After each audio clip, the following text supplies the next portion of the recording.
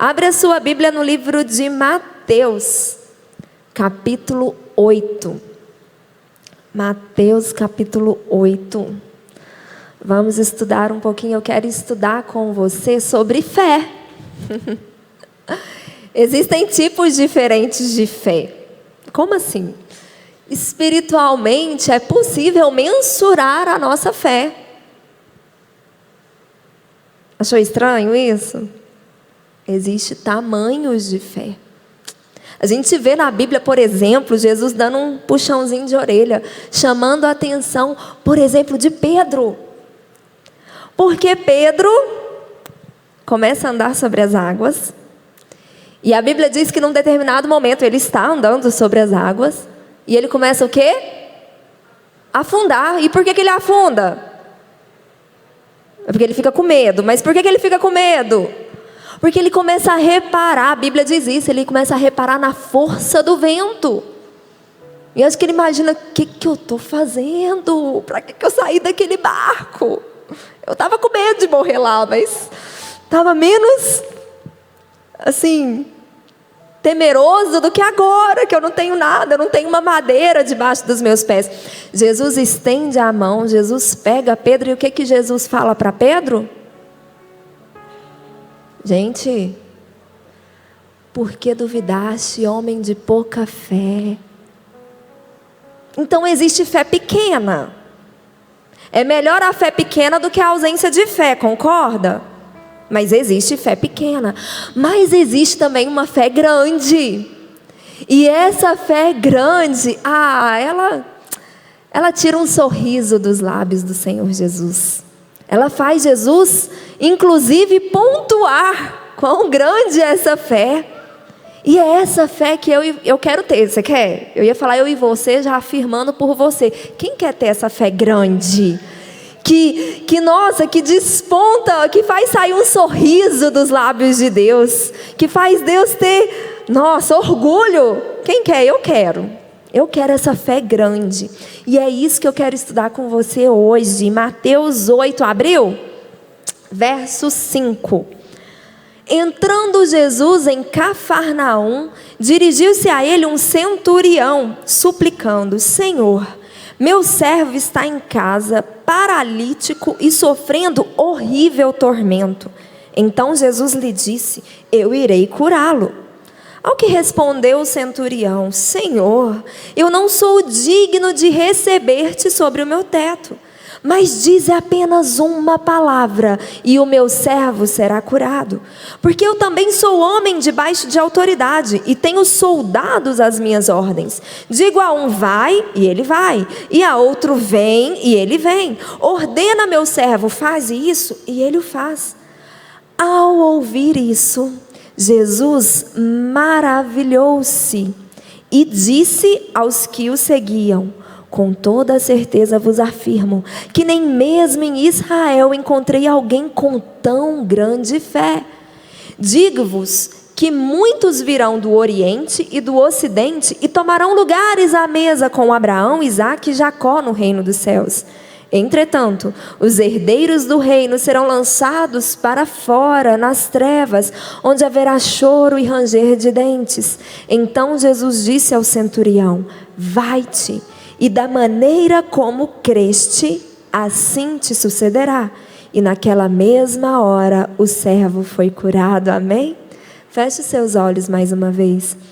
Senhor, graças te damos, ó Deus, pela tua palavra. Graças te damos porque o Senhor tem falado conosco hoje. Te pedimos em nome de Jesus que o Senhor possa nos ajudar agora a manter a nossa atenção e o nosso coração, o nosso foco na palavra do Senhor. Que o teu Espírito Santo venha falar conosco e que em nome de Jesus essa palavra venha gerar frutos que irão permanecer na nossa vida de tal forma que o nome do Senhor seja glorificado através de nós. Em nome de Jesus, amém? Antes da gente debruçar aqui sobre a fé desse homem, no verso 11, no verso 12, Jesus chama a atenção para algo aqui. Ele fala não para o homem em si, mas no verso 10 diz que ao ouvir a resposta do centurião, Jesus diz para todos os que o estavam seguindo ali naquele momento. E aí ele fala no verso 11 e no verso 12, resumindo, ele está falando que vão ter pessoas que vêm do Oriente e do Ocidente, pessoas que vão vir de outros cantos, pessoas que não são judeus, que se sentarão à mesa com Abraão, com Isaac e com Jacó. Agora você tem que dar um baita de um glória a Deus. Sabe por quê? Eu não sou judia, você é judeu?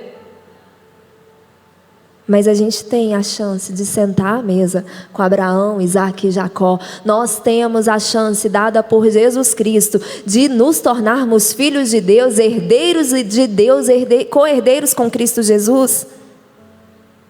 E ele fala no verso 12 que, entretanto, os herdeiros do rei serão lançados para fora nas trevas. O povo judeu é o povo escolhido. Jesus escolheu os judeus, Deus escolheu os judeus. Mas só tem um jeito de ser salvo. Não é ter sangue judeu, é crer no Senhor Jesus Cristo. Todo aquele que crer será salvo. Quem não crer será condenado. Então aqui Jesus dá meio que um puxão de orelha nos judeus. E ele ainda fala, olha, em Israel eu não vi tão grande fé. Em Israel, naquele povo que eu escolhi, aquele povo que eu separei, aquele povo que desde pequenininho ouviu dos seus pais, dos seus avós, sobre quem eu sou. Eles não creram. Eu não encontrei tamanha fé no meio deles. O destino deles é ser lançado fora. No entanto, vai ter pessoas que vão vir de fora, que não são judeus, como esse centurião não era judeu, mas creu em Jesus. Nós somos salvos através da nossa crença em Cristo Jesus, crer que Ele é o Filho de Deus, que veio, morreu por nós e ressuscitou, nos dando a vida eterna, amém? Então vamos lá, vamos estudar sobre essa fé que produz essa admiração, essa satisfação em Jesus. Esse comandante, ele era um militar, ele era um gentio, ele não era judeu. Em algum momento da vida dele, do cotidiano, onde ele estava fazendo os afazeres dele, ele ouviu falar sobre Jesus, sobre os milagres, sobre os sinais que Jesus fazia. E ele vai até Jesus e ele entende algo que nós precisamos entender e agir como esse homem agiu. Ele acreditou na palavra de Jesus. Ele acreditou na palavra, naquilo que Jesus falou. Ele falou, Senhor, não precisa ir na minha casa. Eu não sou digno de recebê-lo na minha casa. Talvez pela vida militar dele, talvez pela experiência pessoal que ele tinha com o serviço militar, ele tivesse uma dimensão que talvez o povo judeu não tinha, sobre autoridade. E ele fala para Jesus, olha, eu recebo ordens dos meus superiores, eu não questiono, eu vou lá e obedeço. Eu dou ordens para aqueles que estão debaixo de mim. Eu pesquisei, o centurião, ele tinha 100 soldados debaixo da autoridade dele. E ele fala para Jesus, eu falo para um fazer tal coisa, ele vai lá e faz, eu não preciso preocupar, porque ordem dada é ordem cumprida. E ele vira para Jesus e fala, Senhor, não precisa ir na minha casa, eu não sou digno de receber o Senhor na minha casa. Basta o Senhor dar uma ordem, basta o Senhor liberar uma palavra, que vai acontecer. Nós precisamos acreditar na palavra dita por Deus. Diferente, eu tenho um exemplo diferente lá vai comigo, deixa marcado aí em Mateus 8, mas vai comigo em 2 Reis. 2 Reis, capítulo 5.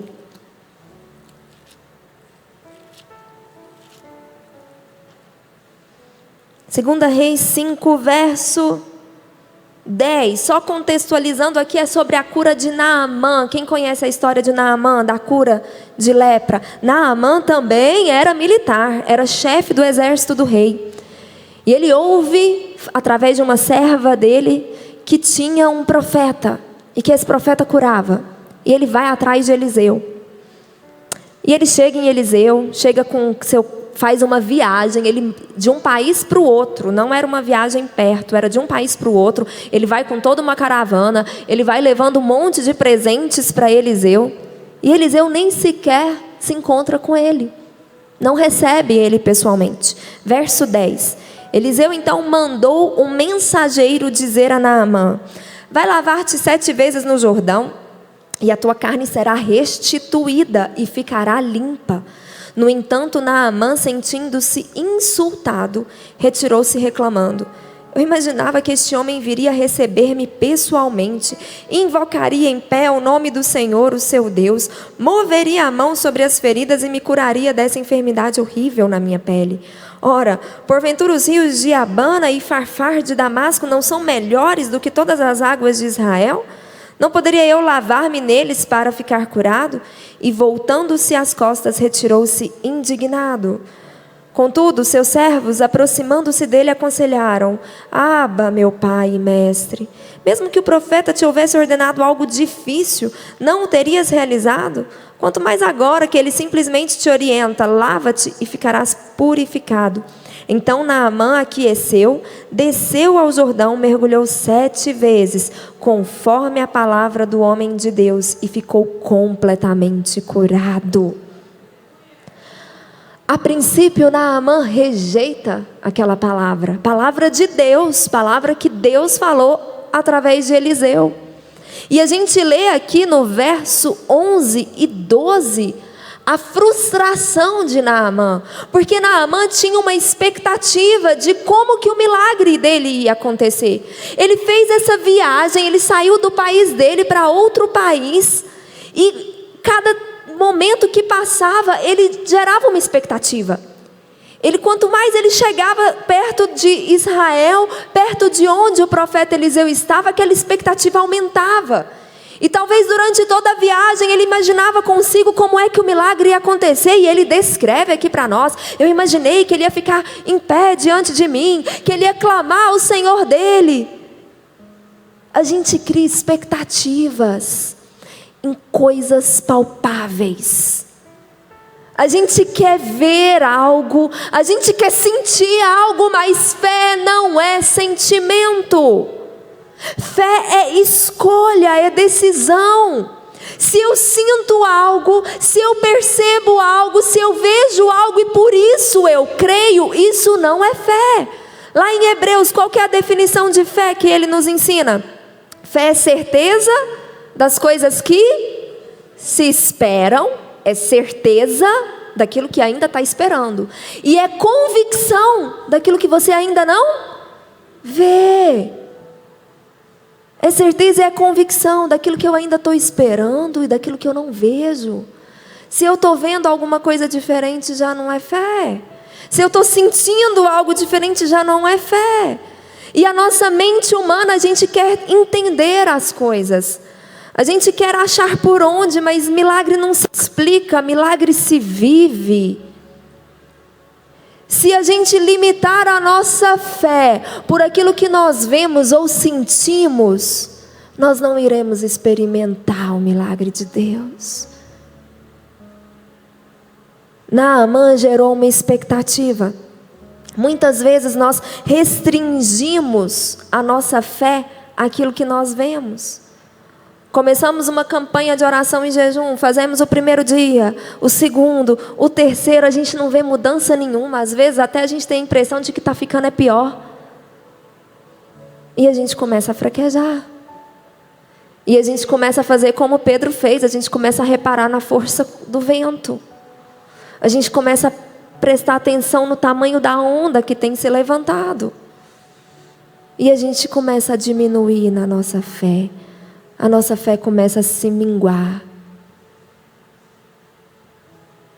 A gente gera expectativas, espera sentir algo diferente. Eu não tenho que sentir, eu tenho que escolher. Foi essa a resposta, volta lá em Mateus, foi essa a resposta que o centurião deu para Jesus, e aqui ele explicou de forma muito clara: eu sou homem sujeito à autoridade. Eu falo e acontece.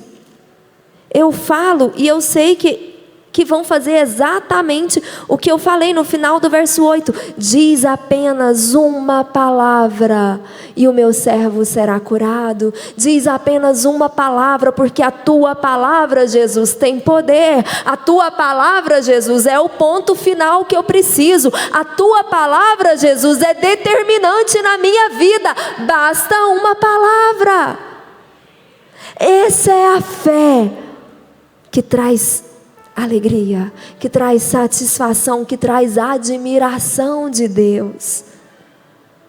Jesus fica admirado, verso 10, Jesus se maravilha, se admira ao ouvir toda a explicação lógica que um militar, que um centurião deu.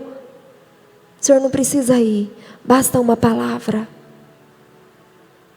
Nós precisamos viver crendo que isso aqui é a palavra de Deus. Jesus já disse. Jesus disse que no mundo nós teríamos aflições. Você está passando por aflição? Quem está passando por aflição? Levanta a mão. Eu estou. Quem está passando por aflição? Sabe o que Jesus fala para você hoje? Tem de bom ânimo, eu já venci o mundo. Tem de força, tem de coragem, eu já venci o mundo. Tem de bom ânimo, porque você pode passar por essa aflição. Você pode porque eu te fortaleço. Você pode porque eu faço de você mais que vencedor em todas as coisas. Tem de bom ânimo, tem de fé, tem de coragem, tem de ousadia. A palavra de Deus já foi dita. Nós precisamos crer nessa palavra. A palavra de Jesus, ela é e sempre será suficiente. Você pode repetir isso? Levanta a sua mão, fecha os seus olhos e fala: a palavra de Deus é e sempre será suficiente. Deus vela pela sua palavra para cumprir. Está lá em Jeremias. Deus vela pela sua palavra para cumprir. Jesus disse: passarão céus e terra, mas a minha palavra não passará. Está aqui. Por que que a gente bate tanto na tecla? Tem que ler a Bíblia todo dia. Estevão, o que eu te pergunto todo dia antes de você ir dormir? Já leu a Bíblia? Tem dia que não, não é? Por que que a gente tem que ler a Bíblia todo dia? Duas coisas. Aqui é a palavra de Deus. Se te ensinaram em algum momento da sua vida que a Bíblia contém a palavra de Deus, te ensinaram errado. A Bíblia é a palavra de Deus. Então a Bíblia é poder. Você tem que declarar a Bíblia. Você tem que declarar a palavra de Deus. Você precisa conhecer a palavra de Deus. Segundo lugar,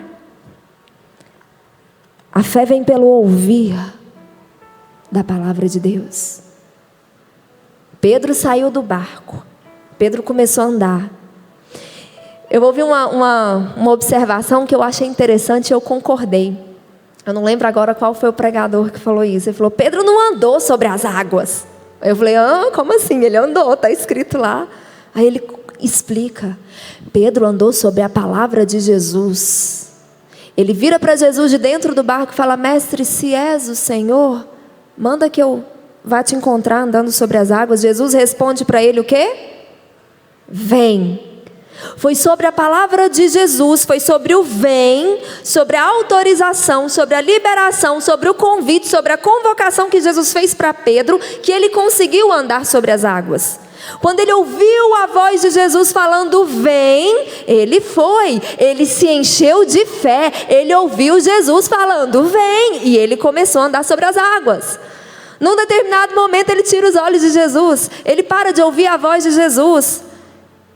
E a força do vento, da tempestade, da dificuldade, da situação ruim, da afronta que você tem ouvido todos os dias, chama a atenção dele. Sabe por que eu e você precisamos todos os dias ler a palavra de Deus? Porque a gente precisa manter os nossos olhos fixos em Jesus. Porque a gente precisa todos os dias ouvir a voz de Deus. Porque a gente precisa todos os dias alimentar a nossa fé para que ela se torne uma fé grande e não uma fé pequena. Porque nós precisamos todos os dias ouvir a palavra de ordem de Deus, para que a gente possa agir. O que o centurião fala para Jesus? O Senhor não precisa na minha casa, basta o Senhor falar uma palavra e ele vai ser curado, porque eu sou homem de autoridade. Jesus tem autoridade sobre a nossa vida. Nós precisamos ouvir o que a palavra de autoridade, o que a palavra de ordem diz a nosso respeito, ordena sobre as nossas ações, para que a gente possa se mover de acordo com a palavra. Mas se nós não abrimos a Bíblia, se nós não paramos para ouvir a palavra de ordem de Deus, a Bíblia diz que no mundo há muitas vozes, nós vamos ouvir outras vozes. E por mais que às vezes a intenção do seu coração é fazer o que Deus manda, se você não está parando para ouvir a voz de Deus, não tem como você fazer o que Ele manda, porque você não está ouvindo. Você vai fazer aquilo que você está ouvindo. E às vezes você vai ouvir a sua própria voz, o seu próprio conhecimento. Ou pior, você vai ouvir o conselho do ímpio. Você vai ouvir sobre as sugestões daqueles que não conhecem a Deus. Daqueles que, se você não serve a Deus, você serve o diabo. Vocês estão entendendo? Nós precisamos ouvir a palavra de ordem para que a gente mova, para que a gente tenha atitudes de acordo com a palavra que foi ordenada. Vem e anda. Vem e anda. A minha fé não pode depender daquilo que eu sinto. A minha fé não pode depender daquilo que eu vejo. Esse centurião voltou para a casa dele, tendo a certeza que o servo dele já tinha sido curado, porque ele era um homem sujeito à autoridade. Ele falou: Jesus, o Senhor não precisa ir na minha casa. É só o Senhor falar aqui agora e continuar o seu caminho, porque eu sei que o meu servo vai ser curado. Palavra de ordem é agir, é viver, é ter atitudes, sendo movido pela palavra de Deus, pela direção que Deus te dá. Lembra da pesca milagrosa? Eu estou terminando, eu só vou... Lucas 5. Em Lucas 5 nós temos o relato da pesca milagrosa. No verso 5, depois que Pedro já tinha limpado as redes, já estava preparando para voltar para sua casa, frustrado, porque ele pescou a noite inteira, lançou as redes a noite inteira, e a Bíblia diz que ele não pescou nada. Jesus vira para ele, depois de pregar, usando o barco dele de púlpito, Jesus vira para ele e fala: lança as redes de novo. E no verso 5, Pedro vira para Jesus e fala para Jesus, Jesus, eu trabalhei a noite inteira, eu pesquei a noite inteira, não peguei nada. Mas ele continua: mas sobre a tua palavra eu lançarei as redes. E foi a maior pescaria da vida dele. Sobre a tua palavra. Sobre a tua palavra. Essa é a fé que eu e você precisamos ter.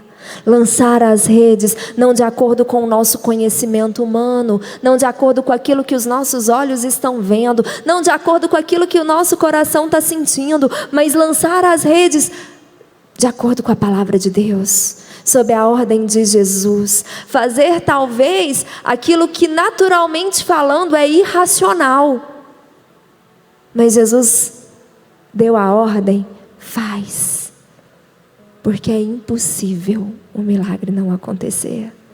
Eu fico imaginando naquele momento, quando Pedro respondeu: sobre a tua palavra eu lançarei as redes. Eu não sei você, mas eu imagino, é igual aquele filme de Hollywood. Jesus sorrindo, aquele sorriso assim. Sabe quando você quer segurar o sorriso? E os peixes vindo na maior velocidade de tudo quanto é canto, justamente para aquele lugar onde Jesus mandou Pedro ir. Porque toda a natureza obedece à voz divina. Tudo que há nesse mundo obedece à palavra de Jesus. Ele é o nome sobre todo nome. Passará céus e terra, mas a minha palavra, diz o Senhor Jesus, jamais passará. É sobre essa palavra de Jesus que nós temos que lançar as nossas redes, na nossa vida profissional, nos nossos relacionamentos, na nossa vida pessoal. Em cada situação que nós temos vivido, nós precisamos lançar as redes de acordo com a ordem de Jesus. Amém?